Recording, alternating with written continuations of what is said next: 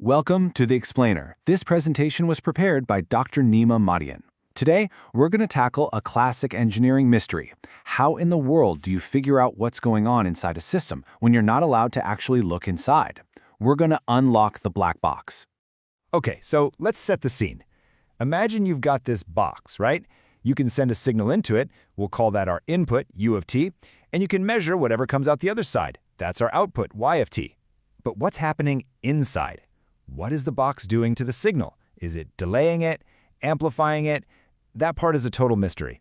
Our job is to figure out the internal logic, the system's unique signature, using only the stuff we can see on the outside. So yeah, this is the big question, isn't it? It really is like being a detective. We've got our clues, the input signal and the output signal, and from those clues alone, we have to deduce the inner workings without ever getting to, pry the lid off. This is the fundamental challenge of what's called system identification. And together, we are about to crack this case wide open. All right, let's start with the most obvious way you might try to solve this. And then we'll see exactly why that simple approach just completely falls apart in the real world.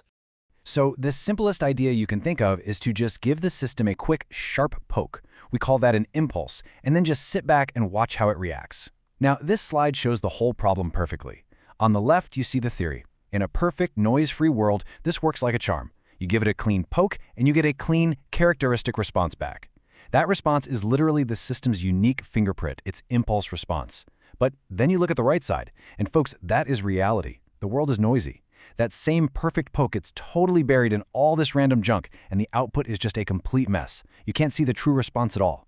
So the big takeaway here is that this direct, simple approach is just way too fragile for the real world. Okay, so since a single poke just gets lost in the noise, we're going to need a much smarter strategy. It's time to upgrade from a simple poke to a more sophisticated, persistent probe. Instead of one big, loud event that's easily corrupted, what if we tried something different?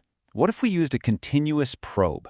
We just keep feeding the system a constant stream of a really complex, information-rich signal, something like the white noise you see here. Now, if you just look at the output, it still seems pretty random and noisy, right? But here's the secret. The key isn't to look at the output directly. The key is to find the hidden statistical pattern, the cross-correlation between the complicated signal we sent in and the complicated signal we got out. See, we're not looking for one single event anymore. We're hunting for a hidden relationship that's averaged out over time. Okay, let's dive into the powerful piece of math that makes this whole thing possible. This is where we find the really elegant trick that's going to solve our mystery.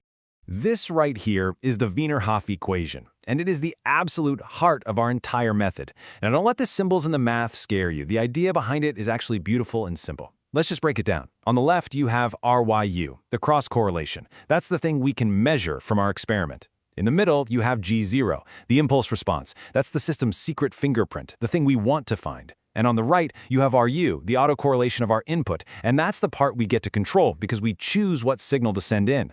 It's that simple. Measure, want, control. That's the whole game. So, if we get to control the input, what's the smartest possible input we can choose? Well, the answer is ideal white noise. And why is that? Because it has this really unique, almost magical property. It's autocorrelation, which is just a fancy way of saying how similar the signal is to a time-shifted version of itself, is a perfect, sharp spike right at 0. And it's absolutely nothing everywhere else. You can see in the little inset graph that a normal signal's autocorrelation is much broader and messier. That one perfect, sharp spike, that is our secret weapon. It's going to make everything so much simpler. And boom, here it is. This is the big reveal. Let's just walk through this because it's so cool. Step 1, we start with our main equation. Step 2, we plug in that special property of our white noise input, that perfect spike. Step 3, we use a fundamental rule of a math operation called convolution. And basically what it says is that when you convolve any shape with a perfect spike, you just get that original shape back. It's like a perfect copy machine. And that simple, elegant trick takes us to step 4, the grand finale.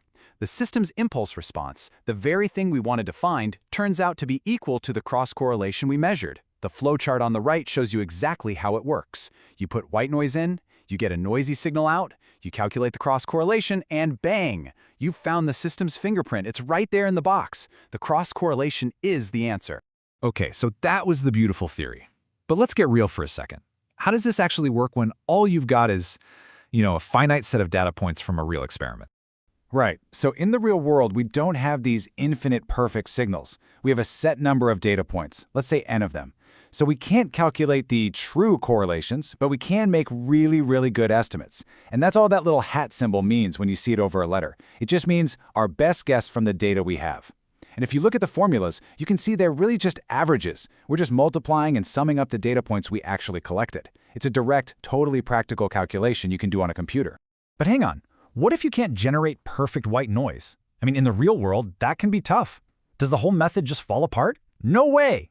And this is what makes it so powerful. We can't use that super simple division trick anymore. Instead, we have to do something called deconvolution. Now, as the slide shows, this just means we have to solve a system of linear equations, that matrix thing there. And I know it might look a little intimidating, but for any modern computer, solving this is an absolute piece of cake. This is what's so amazing. The method works for any input signal, as long as it has enough complexity and information in it, not just perfect white noise. So this all sounds great, but how do we actually know we can trust the results? I mean, what makes this method so reliable? Well, the answer is all about its powerful statistical properties.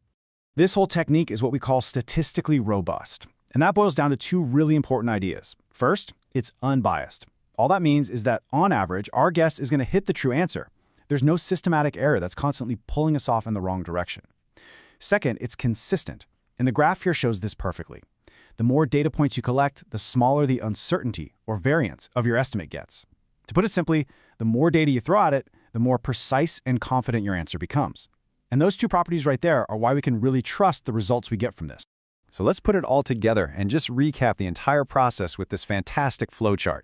You start at the top with your raw data, the input and output signals. First step, always, is to calculate your best guess for the correlation functions.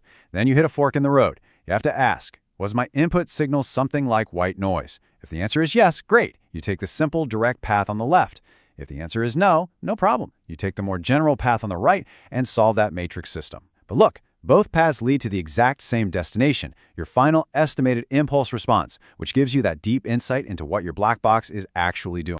So what are the big takeaways from all of this? Well, first, that simple idea of just poking the system fails miserably once you have any real-world noise. Second, cross-correlation is our superpower. It's the key that lets us reject all that noise and find the real dynamics hidden underneath. Third, using a white noise input is the most elegant way to solve the problem, giving us a super direct path to the answer.